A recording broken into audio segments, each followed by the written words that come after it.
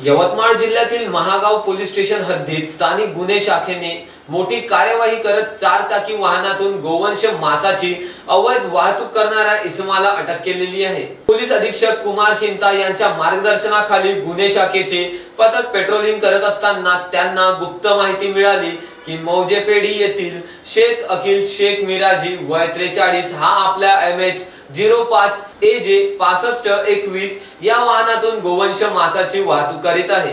या माहितीवरून पथकाने पेढी पोखेरी रोडवर सापळा रचून वाहन अडवले। तपासणी दरम्यान 110 किलो गोवंश मास सापडले, ज्याची किंमत अंदाजे 26,400 रुपये इतकी आहे। वाहनासह एकूण 1,26,400 रुपयांचा मुद्देमाल जप्त करण्यात आलेला आहे। सदर आरोपी विरुद्ध महागाव पोलीस ठाण्यात गुन्हा दाखल करण्यात आलेला आहे। ही कार्यवाही पोलीस अधीक्षक कुमार चिंता, अप्पर पोलीस अधीक्षक अशोक थोरात व उपविभागीय पोलीस अधिकारी हनुमंत गायकवाड यांच्या मार्गदर्शनात पोलीस निरीक्षक सतीश चावरे यांच्या नेतृत्वाखाली सहाय्यक पोलीस निरीक्षक धीरज बांडे व त्यांच्या पथकाने यशस्वीरित्या पार पाडली।